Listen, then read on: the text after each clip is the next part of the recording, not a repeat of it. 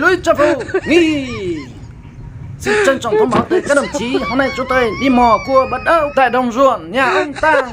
Hôm qua trong quá trình đi trinh sát tôi đã phát hiện ở bên đó có rất là nhiều cua và cá. Hôm nay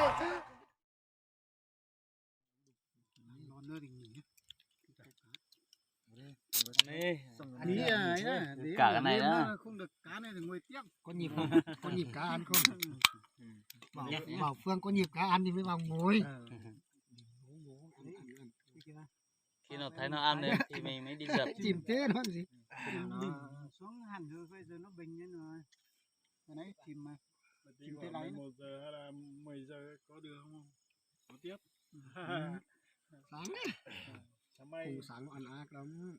Có ngày nó ăn ác lắm. Nó ăn theo thời gian thôi mà. Thời gian nó ăn thì nó ăn. Mình xin nắm cơm tí nhá. Ăn đi. Quay mà khẩu tao sư ao. Bố nó biết thế bảo. Cái này chắc là mình mang ở nhà về thì chắc cái này Ra chỗ đường kia là vợ khác mang cho. Cơm đi mua em, mua quán này. một quá.